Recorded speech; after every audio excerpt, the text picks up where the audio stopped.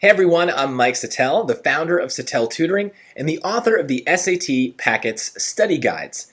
In this lesson, we're going to take a quick look at the big picture strategy for the SAT writing section. Along the way, we'll cover a few of the most important grammar rules, and I'll show you how the SAT tries to manipulate you by using your instincts against you. But before we begin, let's make sure you're prepared for this lesson. If you've already purchased a copy of my SAT Reading and Writing Packets Study Guide, then you already have this lesson. It's the second one in the book.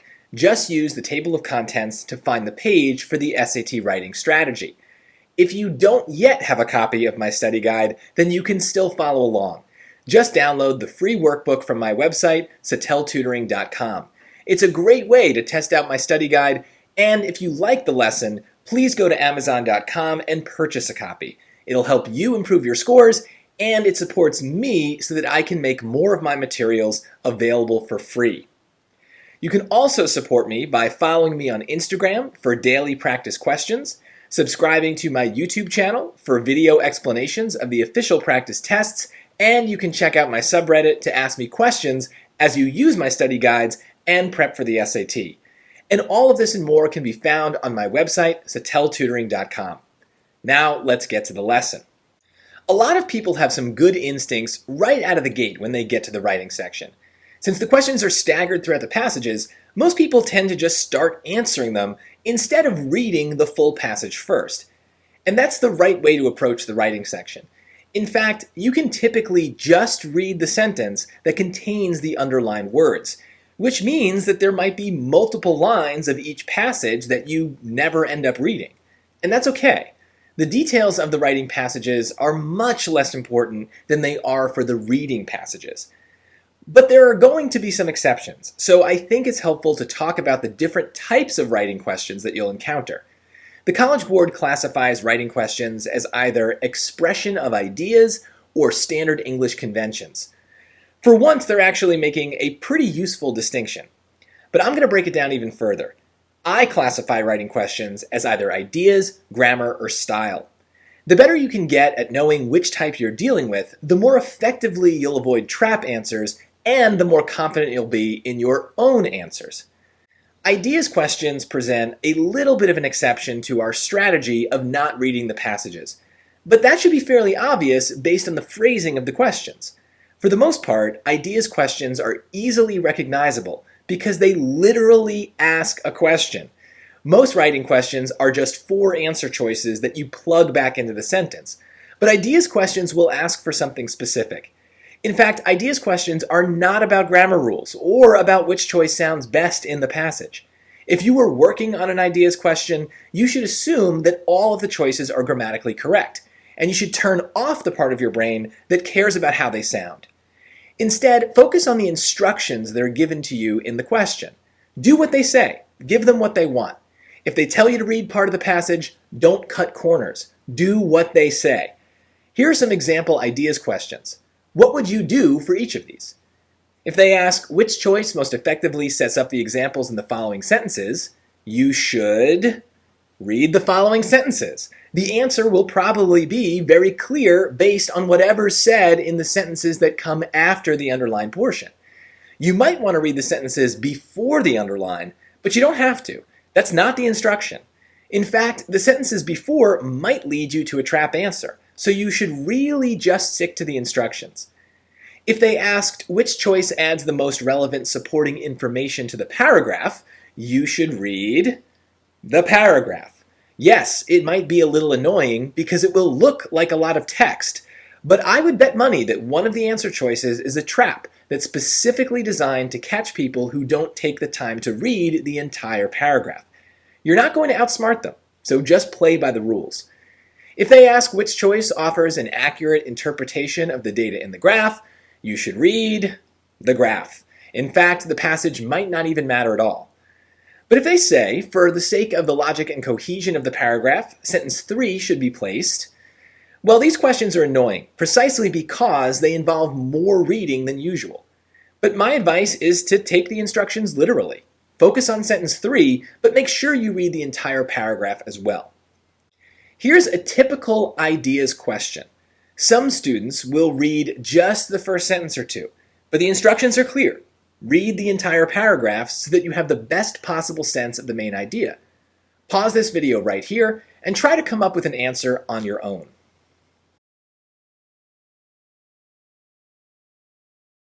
If you struggled with this question, it's probably because you're focusing too much on what you would say or on which choice sounds best. But like I said, ideas questions are not about what sounds best. There is a provable reason why the right answer is right. It may not seem like it, but this question is giving us a very specific instruction. We need to establish the main idea. So our answer should be a sort of summary of the paragraph. As I read this paragraph, I underline words that jump out, especially if they represent an idea that is repeated throughout the lines. Here's what I notice.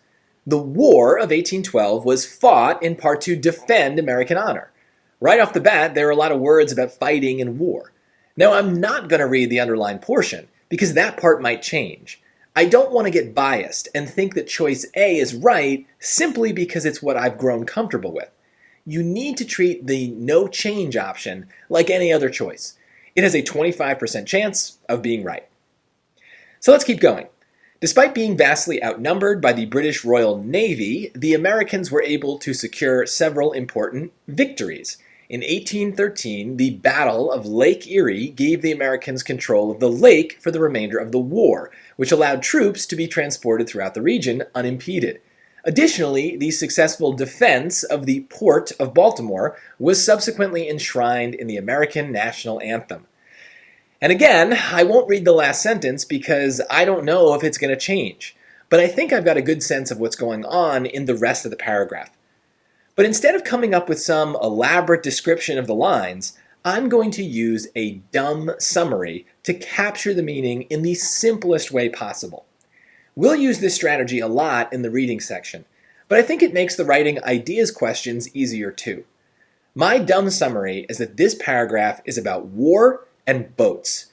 There's a lot of words about fighting and defending and troops, but they also talked about navies, lakes, and ports. Boat stuff. So which choice is about war and boats? Only choice D. Talking about the American Navy covers both ideas, but also the task they're referring to is defending American honor by going to war. Once we have our dumb summary, I think this question is really easy, and I would have no doubt that choice D is right. But people struggle with this question because they're not really sure what the SAT wants from them. If you didn't follow the instructions and only read that first sentence, you'd probably pick choice B, because you're looking to match the only idea that you get from the first sentence, which is honor.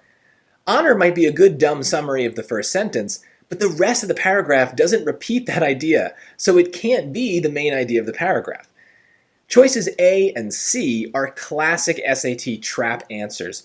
They both sound like introductions because they're kind of vague and wishy-washy. This is how you write your essays in school. For some reason, students think that good writing starts by acknowledging both sides of an argument, or by dancing around your point. In actual good writing, that's rarely the case. Good writers make their point early, and they make it clearly so that readers know what's going on.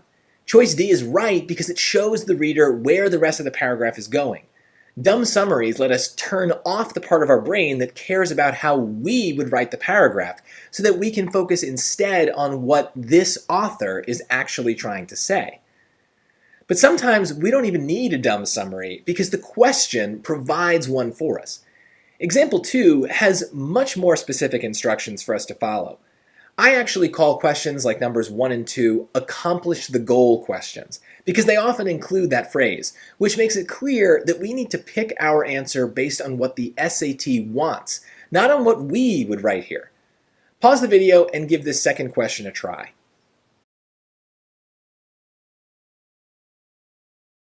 If we focus on the goal, this question is actually really easy, and we don't even need the rest of the paragraph to answer it. In fact, reading more can actually trick us into picking choice B, because it seems like it would make sense to continue discussing Baltimore. But that wasn't our goal. Choice A also seems like a continuation of the ideas in the paragraph, but we were given a specific task. We need to talk about the American Navy suffering defeats. Which choice matches with that idea? Only choice C. They don't use the exact words, but they hit those same ideas. The British are blockading the coast and striking Americans, which sounds a lot like the Americans are getting defeated.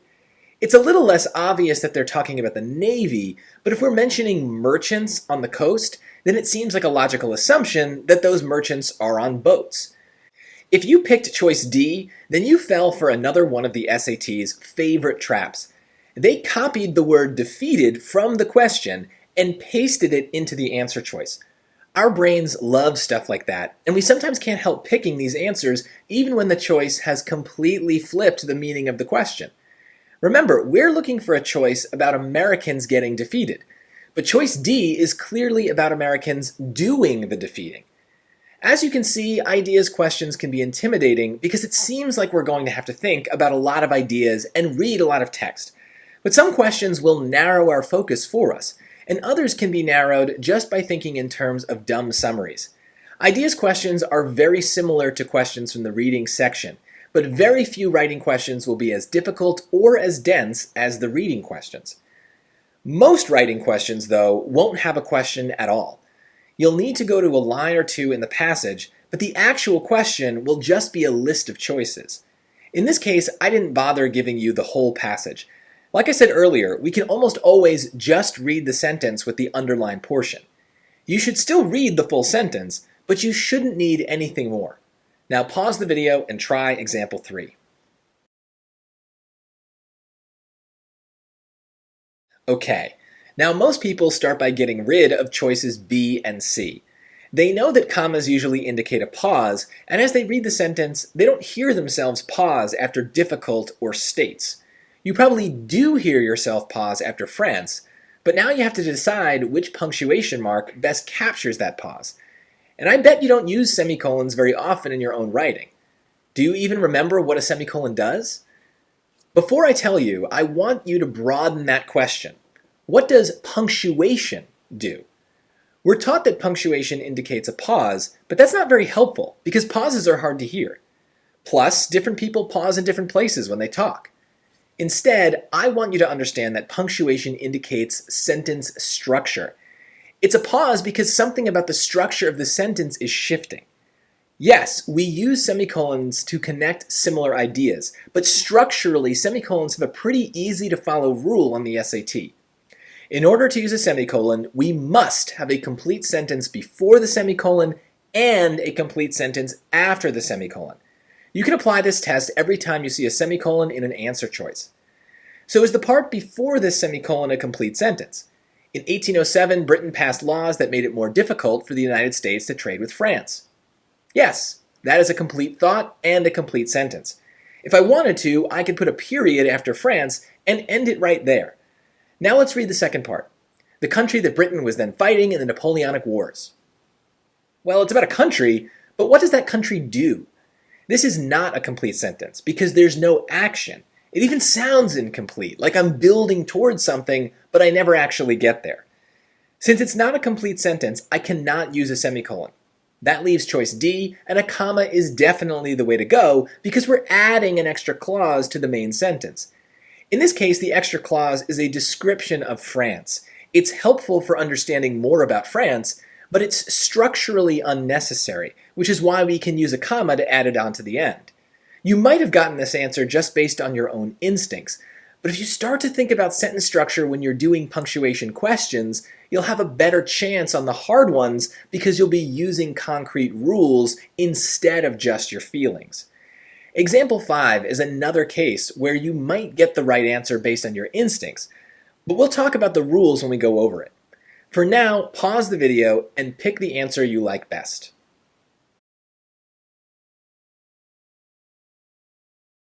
Okay, most people get choice C for this one, and that is indeed the right answer. But why? Can you explain why choice C is better? Most students can't. The best they can come up with is that it sounds best, but I don't necessarily agree with that. Let me read choice A and listen to it. Does it really sound wrong? While the United States argued that immigrants serving on its ships were Americans, the British believed these sailors were still subjects of the crown. This made them targets for impressment. That sounds fine to me. And that's the thing. Sound might get you the right answer, but sometimes multiple choices will sound okay. That's why grammar rules are so helpful once you've learned them. The rules don't change, so they will give you clear, concrete ways to sort through the choices. In this case, I would once again want to think about my punctuation rules. Now, in the last question, we knew to think about punctuation because all of the choices were exactly the same except for the different punctuation marks. These choices don't look like that, but I would still know to think about punctuation because the underlined portion is right next to a comma. This is an example of the main strategy for the writing section. Predict the question. As much as possible, we want to know what a question is testing before we really start getting into it. The ideas questions make that clear by asking us a literal question, but grammar questions aren't going to tell us what to care about. But with practice, we'll notice that the SAT tends to ask about the same rules over and over again. And we need to think about punctuation and sentence structure whenever punctuation marks are in or near the underlined portion. Let's think again about how commas are used to connect ideas and sentences. The first part is an extra clause that introduces the main sentence. While the United States argued that immigrants serving on its ships were Americans, you can hear that it's leading into something, so it's okay to use a comma to join it to the main sentence. The British believed these sailors were still subjects of the crown. You can hear that that's a complete thought, and we could end it with a period if we wanted to. What about the last piece? This made them targets for impressment. Well, that also sounds like a complete sentence, and that's the problem. We have two complete sentences that we're joining together with only a comma, and that's not allowed. That's a run-on sentence. In fact, all of the wrong answers would create run-on sentences because the pronouns act like new subjects, which kind of start the sentence over again. Which has a special power to turn full sentences into extra clauses. If you read it aloud with the which, you can hear that it doesn't really sound like a complete thought anymore, which made them targets for impressment. It needs something else for the which to refer to, whereas words like this, that, and it are self-sufficient. Run-ons are some of the hardest SAT writing questions because run-on sentences usually sound okay. They just sound like two sentences. It's only when we write these two sentences down that we need to think about how we connect them. Unfortunately, there aren't as many clear-cut rules for run-ons like there were for semicolons, but there's a general rule you can follow. To fix a run-on sentence, you can usually replace a pronoun with the word which. In fact, the SAT likes this type of question, and I wouldn't be surprised if you see a question with these exact answer choices on your own SAT. As you take practice tests, you'll probably notice that certain answer choices come up a lot, even though the passages will be completely different. Those kinds of patterns make it even easier for us to predict the question, so start looking for them. Example 5 also has answer choices that will eventually look familiar. Go ahead and answer this one and try to think about why you're picking your answer. Is it because it sounds good or because of a grammar rule? Most people can quickly eliminate two answer choices. A and D are wrong because those are contractions that wouldn't make sense in the sentence. Choice A actually means they are, and choice D actually means it is. You've known about this common grammar mistake for years, and you really can't be 16 years old and still making it. If you put A or D, that's really, really bad. But if you didn't, then you probably thought you had seen through the SAT's trap and outsmarted them. Most people pick choice B because it sounds pretty good. But I'd want to prove my answer if possible. What's the difference between B and C? Between their and its? You use these words all the time, so you probably have a vague idea about what makes them different, even if you can't explain it. They're both pronouns, which are words that replace nouns. But pronouns need to match the nouns that they're replacing. Their is a plural pronoun, so we would use it to replace a plural noun. And its is a singular pronoun, so we would use it to replace a singular noun. In this case, who owns the sailors? Britain does. Now, Britain has a lot of people in it, so it seems like it should be plural, which is why most people pick choice B, and they usually pick it pretty confidently. But it's wrong. The correct answer is actually choice C. Britain is singular. Just think about it. There's only one Britain. It's not Britons. When we're thinking about singular and plural, it's important to stick to the words themselves, not the deeper meaning of what's being said. The noun we're referring to, Britain, is singular because we're referring to the country, not the people. There's a version of this sentence where we do use a plural noun and pronoun. The British frequently reclaimed their sailors. That would be correct, but that's not what this question says. In fact, this gets to a major problem that we encounter when the writing section is testing grammar rules. Sometimes the wrong answers sound right, and the right answer sounds wrong. Let me give you another example. A teacher should always help their students. Is that sentence right or wrong? Focus on the pronoun, their. Is it singular or plural? It's plural. And what does the pronoun refer to?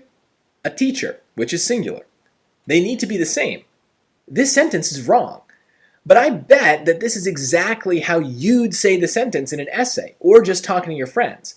It's how I'd say it too, but we'd both be wrong. The correct way to say this would be, a teacher should always help his or her students. We need a singular pronoun to match with the singular noun. But does that sound correct to you? I think it sounds weird. This example gets to the main problem you'll encounter on the writing section and why it's so important to predict the question before you start answering.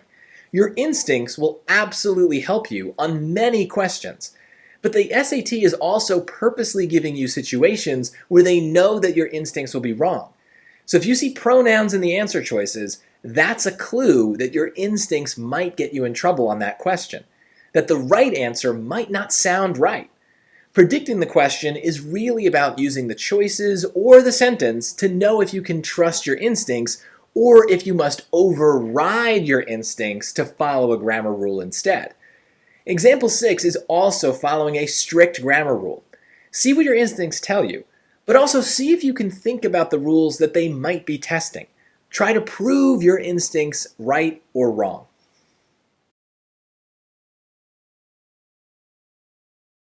Most people start out by thinking about the verb tense. They see that the sentence is in the past tense, so they eliminate choices C and D, which are in the present tense. That's not wrong, but as you get more practice with the writing section, you'll see that verb tense is not the main rule that they're usually testing. It's better to think first about verb agreement.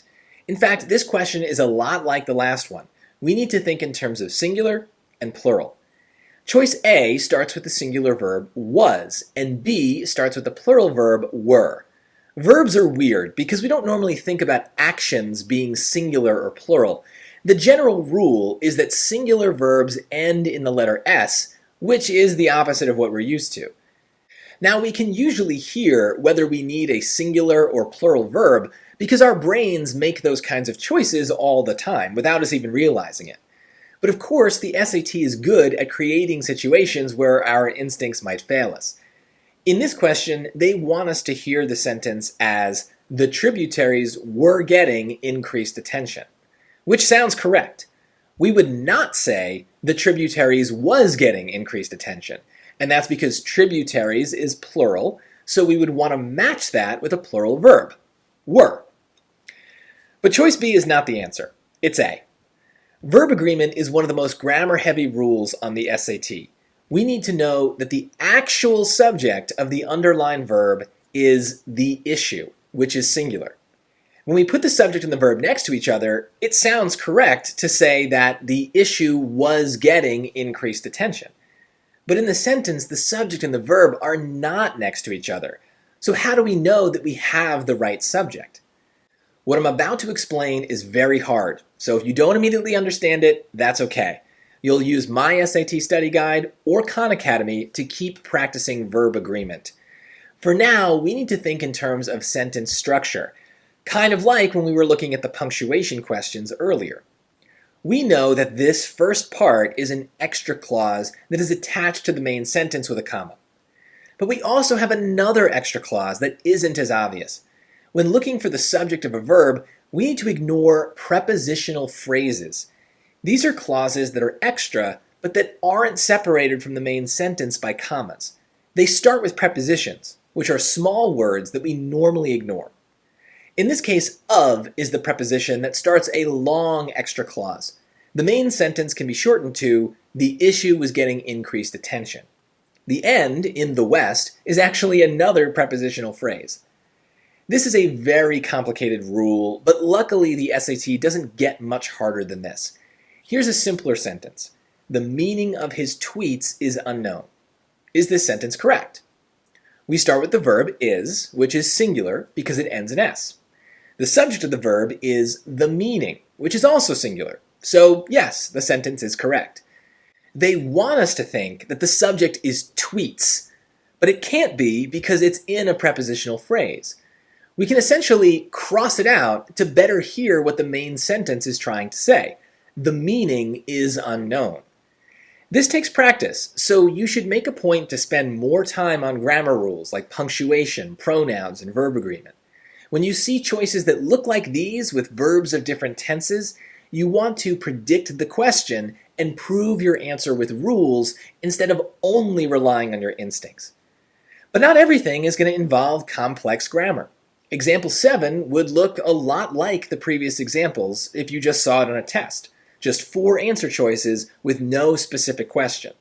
But I classify this as a style question, not grammar. There's still a rule involved, but it's more specific to the SAT and not the entire English language. Pause the video and pick your favorite answer.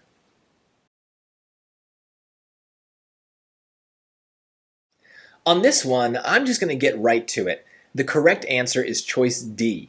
It's the shortest choice, and on the SAT, short is the preferred style. Now, if you picked one of the other choices, ask yourself why. What's the point of including those extra words? Do they add anything of value? In choice A, places where people lived is just a definition of settlements. But our readers aren't stupid. They know what a settlement is. They don't need us to define it for them. Choice B uses extra words that are basically the same thing as settlements. Does including communities and towns really give us any additional information? And in choice C, we know that the settlements were not very large because the sentence already tells us that they're small. As I said, the SAT's preferred style is shorter sentences that don't ramble on unnecessarily. But in this question, all of the wrong answers are redundant. They repeat information that's already stated somewhere else. You might not realize it, but you probably make this exact mistake all the time in your own writing. I've read tons of high school essays, and people seem to think that if they write a lot, then they'll sound smarter. The truth is, you actually sound dumber. In its own way, the SAT is trying to improve your writing skills with questions like this. They're emphasizing that short, clear sentences are the priority. In school, your teachers notice when you keep repeating yourself so that you can hit that word count. My advice is to just write like you talk. That way your sentences sound more natural. On the SAT, it means that shorter choices are more likely to be correct. With that in mind, try example 8. You might not even need to pause the video for this one.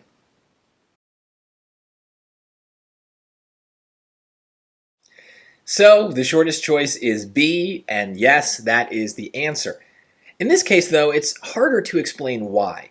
Maybe weapons and armaments in choice A is a little repetitive, but redundancy isn't really the issue. And this is why it's so important to learn how to predict the question. We could drive ourselves crazy trying to analyze each of these choices, picking apart each phrase and word choice, looking for the perfect way to word things. But if we can recognize from the start that this question is testing style, then we know that our goal is to keep it short. Choice B just jumps off the page.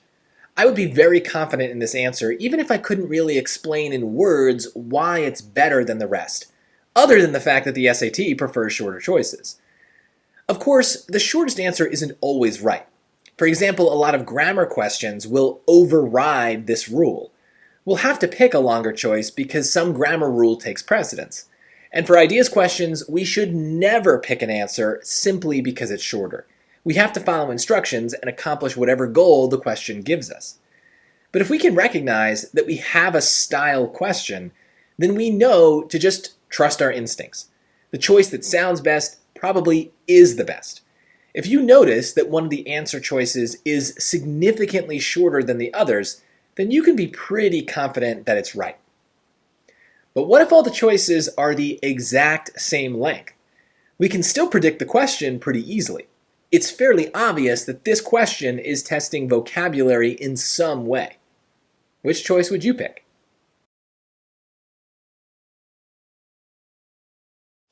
We all have pretty good instincts when it comes to writing vocabulary questions. We might not be able to define all of these words, even the ones like decline and lessening that are pretty common, but we still have a good sense of how they're used. Trust those instincts.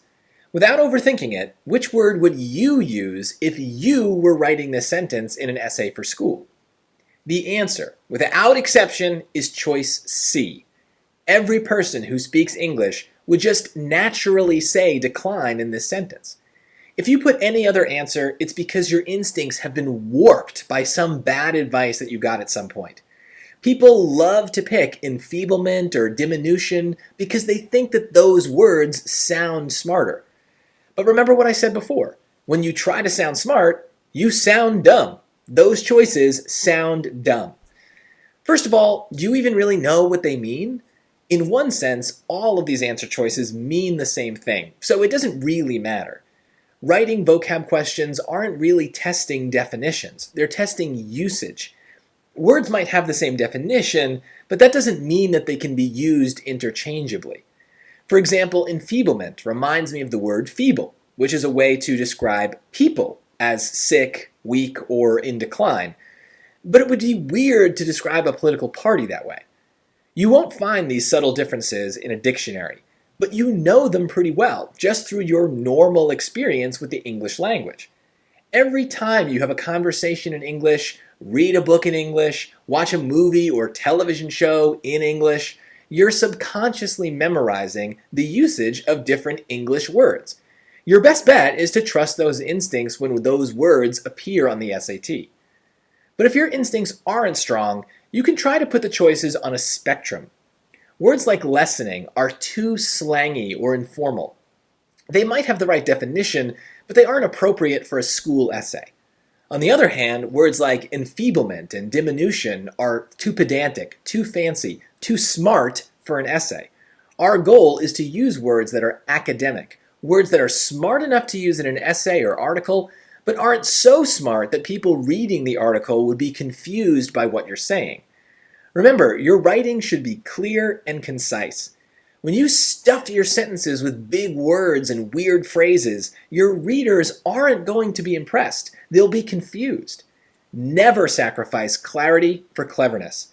On the SAT, that means that simpler words are probably better, even when a more complicated synonym is available. This is especially true when the words that we're asked to change don't really have clear definitions. Can you honestly define words like as or to? Example 10 is what I would call a diction question. We have no choice but to trust our instincts. Pause the video and go with your gut.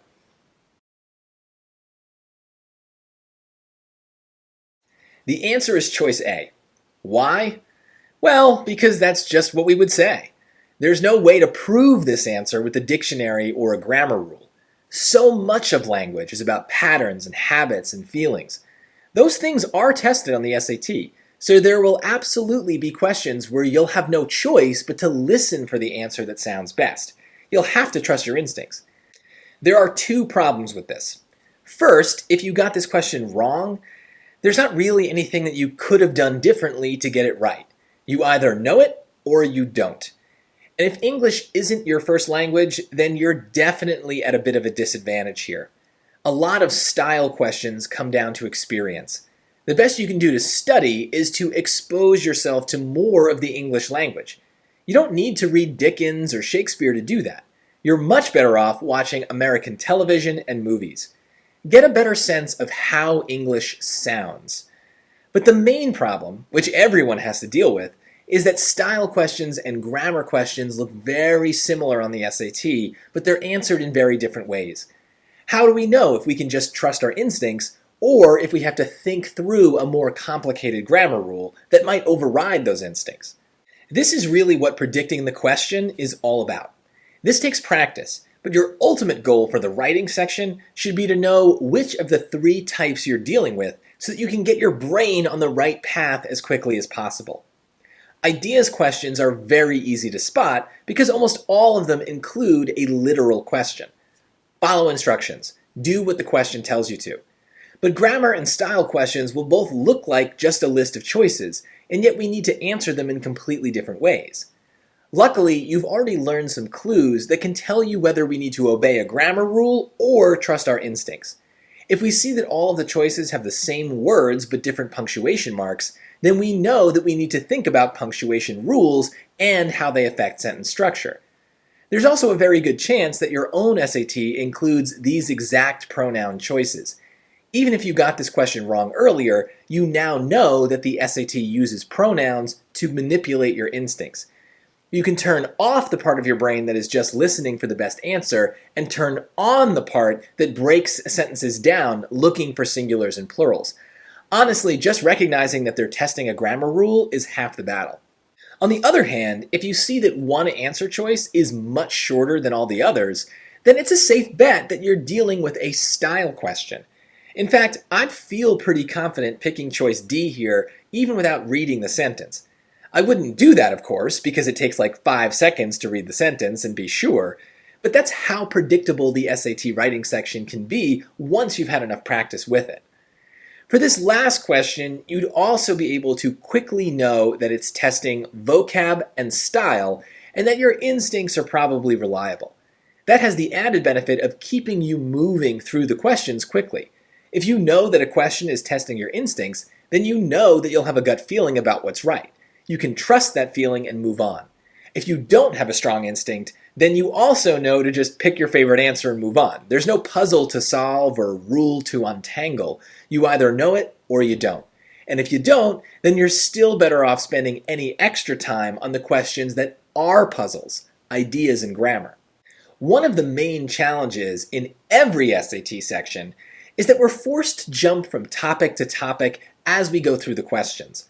In math, that might mean that we're doing geometry 1 minute and algebra the next. In writing, we tend to forget that this same rule applies. So we start out by treating all writing questions exactly the same, always picking the answer that feels the best. The first step in predicting the question is acknowledging that there are in fact different types of questions that need to be answered in different ways. Different questions that use different parts of our brains. Now that you know the differences, go try a writing practice section. Before you really dive into each question, see if you can identify the type of question that you're dealing with: ideas, grammar, or style. When you check your answers, ask yourself why you got questions wrong. Did you just not know a rule or definition? Or did you fail to accurately predict the question? Catching those mistakes next time might simply be about recognizing what the question is testing. If you want more practice with the predict the question strategy or any of the grammar rules that we talked about, make sure you purchase a full copy of my SAT Reading and Writing Packets study guide. I also have a study guide for the math section of the SAT. Both books are available on Amazon.com in paperback and ebook formats. And remember to visit sateltutoring.com for even more SAT prep resources. If you found this lesson helpful, you can do me a favor by please subscribing to my YouTube channel. It really helps me out. I'm Mike Satel. Thanks for watching, and I hope you learned something.